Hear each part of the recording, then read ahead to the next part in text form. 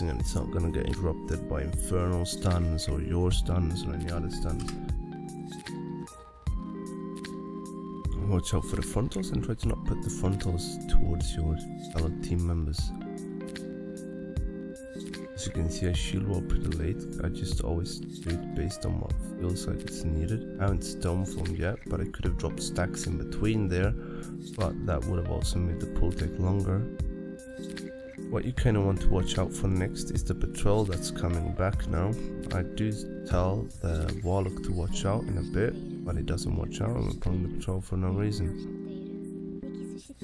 And just keep on kiting them like this, because it's gonna reduce the amount of necrotic stacks I should get. You can see I just dropped them there, but they also died.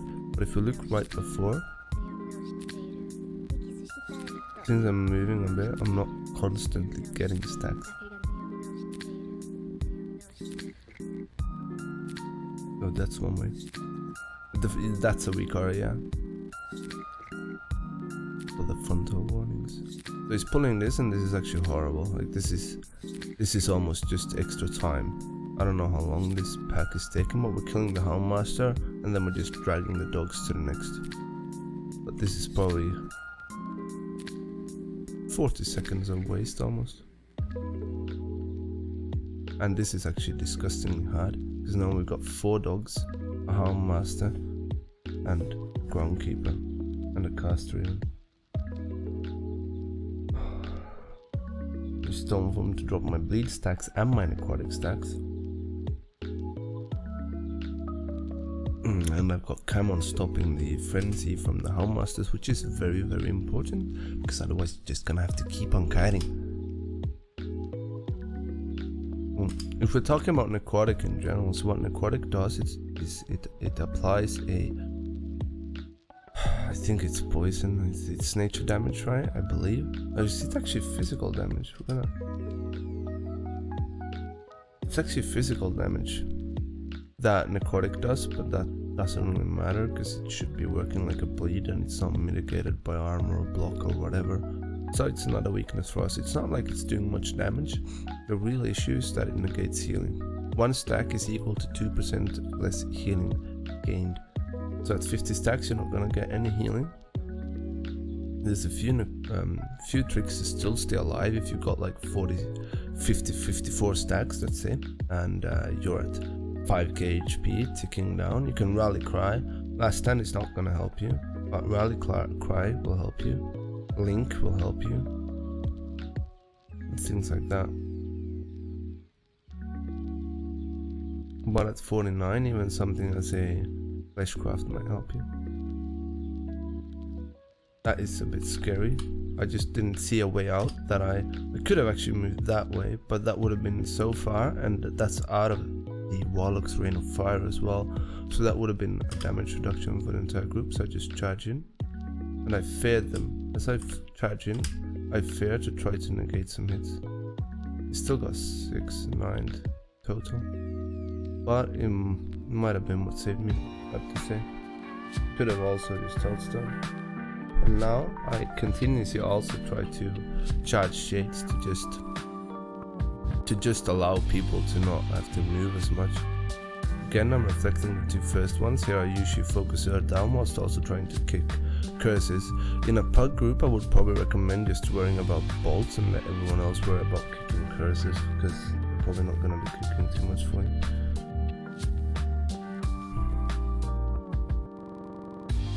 As soon as Ur is dead, I feel safe enough to actually just chain in the Groundkeepers. And at this point, this is pretty much free. We're just gonna finish it up. So even if we got the extra pack at the start, the Houndmaster pack, there's no really good pack to skip. We could be skipping the following Houndmaster pack over here.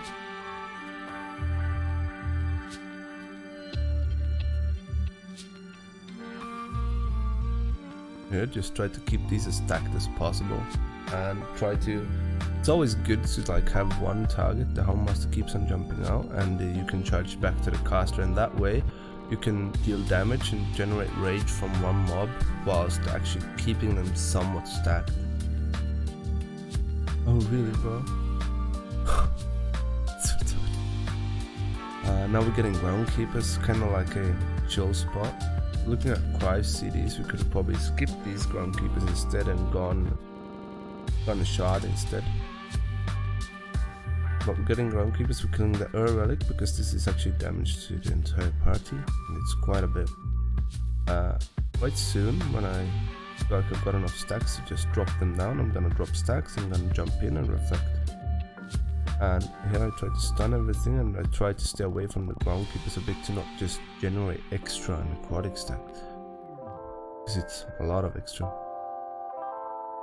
And in general, with a comp where you only have one decurse and the decurse is the healer, you really have to kick curses, or you have to use immunities at a high level to switch out, because people are just gonna die. As you can see, this is still a master pull with the bolts going off. This is not an issue at all on Tyrannical weeks, but on Fortified it is.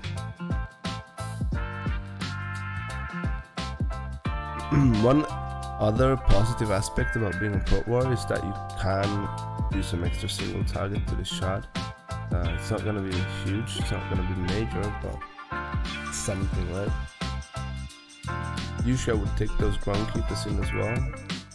No, I'm not, because we pulled the dog pack and that's the pack we get to skip, which is sad. And we're playing this route. This route is actually going pretty safe, since we're not taking a pack with the boss even.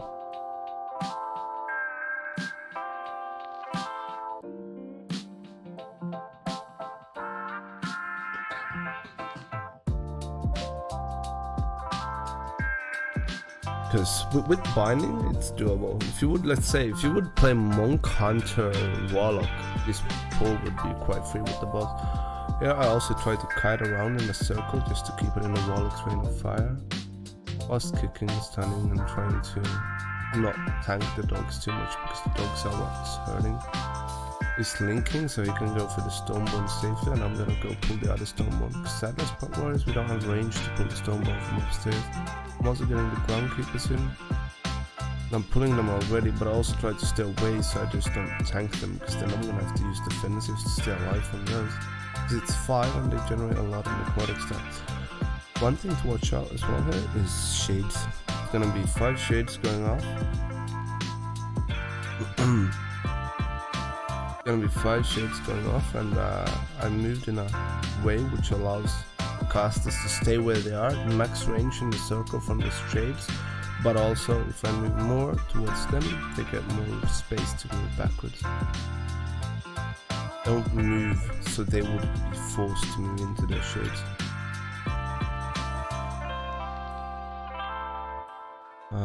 Next thing we're doing is he's ceasing the patrol now, so we don't have to worry about them anymore.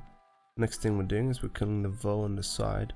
The reason why we're killing Voe is not to get to the boss, because we have a rogue and we could just shroud, but it's more to get the Stoneborn safely. So if the Venser player is affected by Voe, he can just pick up the Stoneborn, and the Stoneborn gets the Voe buff as well.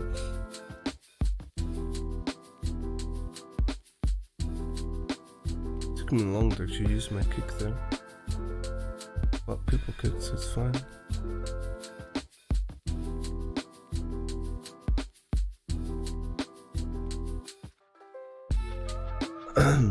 I would have had to save. I should have saved my shockwave for these ankle biters. It's horrible when they go on everyone, and they actually generate a lot of necrotic stacks, which makes this pull a bit harder than it usually would be. But Stone Form saves the day. On Necrotic week, I'm actually also playing the Shield Wall cooldown reduction by 40 seconds rather than condensed Animasphere. Because whatever healing you're getting is just, let's say they would both be equally valued otherwise. On a week like this, damage reduction is more valuable than healing gain. Because a lot of the time you're just gonna have necrotic stacks and, you know, it's gonna be reduced healing. Thoughts about this boss is whatever range you have, and to be honest, in general, everyone just bait puddles away from the middle, because you want to be able to stack the mobs up, and you don't want to touch the mobs ideally until they are stacked. if someone DPSs them early, they will not stack up to the middle, and then they will, just like this purple guy. But then you just charge out and you kick it and you get it in, and it's all fine. You can obviously reflect these bolts. You can imagine a lot of people are struggling with banner uptime on this boss, and keep in mind that you can use Stoneform to decurse yourself as well, to just be able to do a few things whilst you otherwise would be stunned. You could also even pop, for example, use the remove curse pop.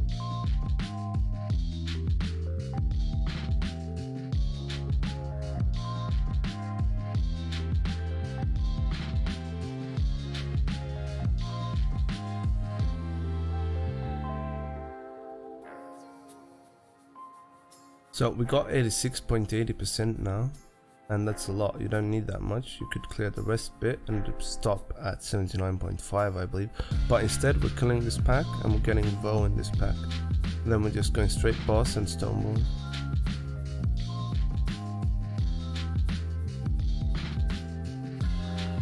It's not about the double pull being too hard, but it already takes like 20 seconds to just do the pull. That's half a sad part. Here I don't have any defensive CDs whatsoever. I use Stoneform late on the boss, I believe. So I really don't have anything to help me stay alive. I don't want to use banner now because then I won't have it for the boss. So I'm just kiting. Losing some damage and some time on the pull, but it's better than me dying. I think I'm actually using last stand here too, but I'm not 100% certain. I'm not. I shouldn't be.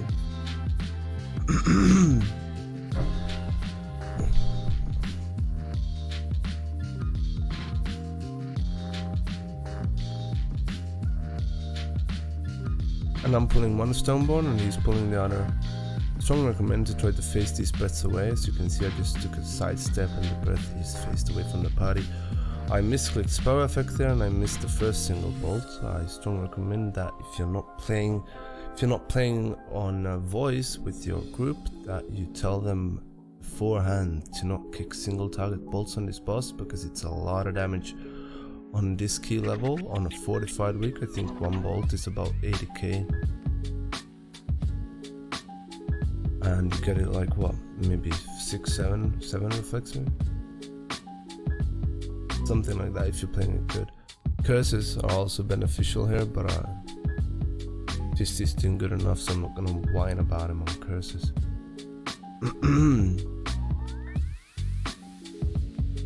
I'm doing quite low overall on this boss. I've been, in general in this key, like I should be higher, but that's not what matters if I'm 1k higher or lower.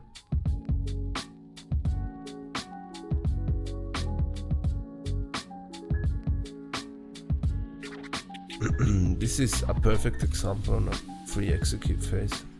So ideally, if you would want to get as much of your execute as possible, let's go back to when it goes to 20%. What I would do right now, I would build up rage, I would save shield block up, and as soon as it hits to 20%, let's say I've got everything up, right? As soon as it's at 21%, I would pop banner, I would pop last stand and ravager. Then I would start spamming execute and outburst, and I would also throw things into shield block, for example, just dump any extra rage into that rather than ignore pain, but also both if you have enough. We would also start off by demo shouting to get higher damage on those executes.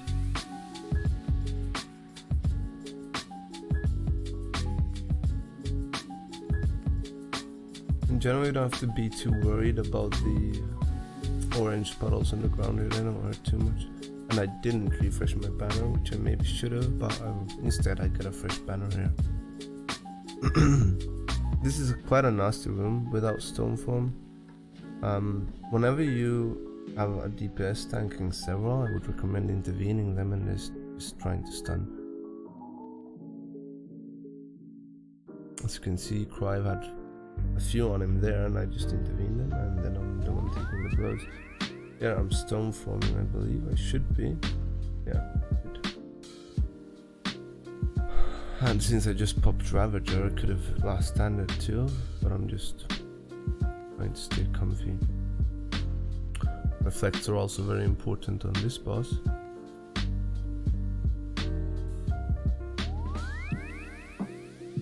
A mini boss, so it's not a boss.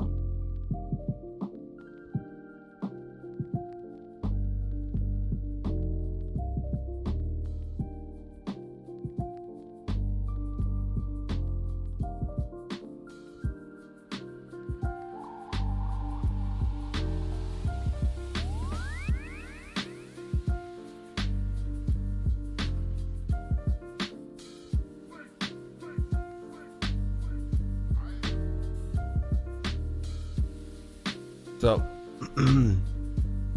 this boss does a spell called Stigma of Pride. That spell escalates over time. Each tick deals more damage than the previous one.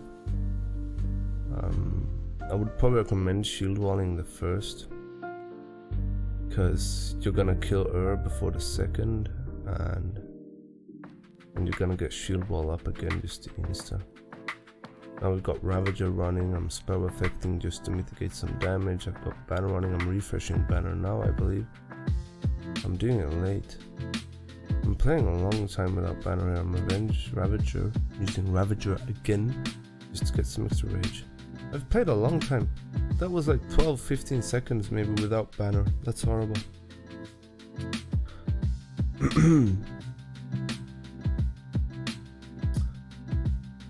I think I'm overpopping defensives here at some point as well, because I should be using shield wall now, but I just use spell effect. I'm using Ravager to get enough rage to spam more in no pains.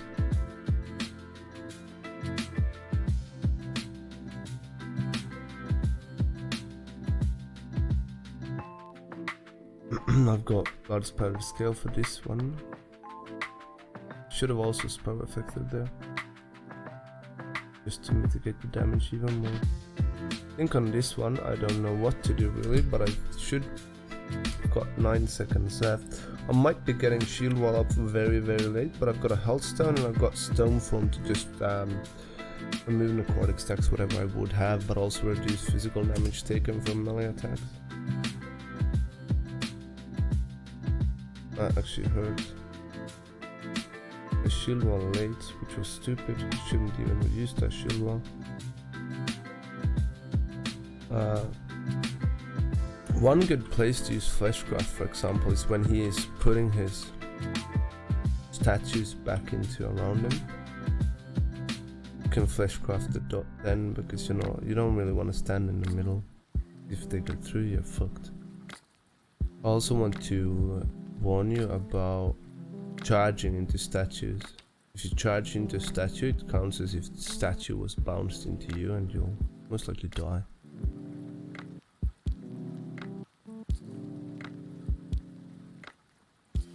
I'm trying to think if there's any point where I should be saying more.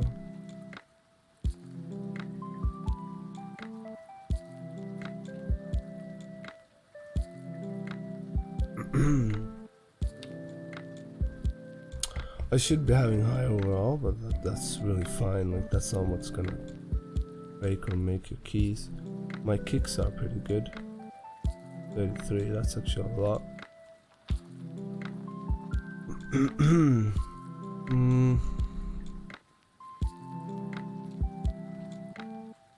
As a warrior, your charges can actually help a lot. You help a lot with shades by thunderclapping the shades, slowing them by 40%, and then whenever they go out, you can just charge them. To have a charge target, which is gonna put you into a safe zone if you allow them to move out of the group first.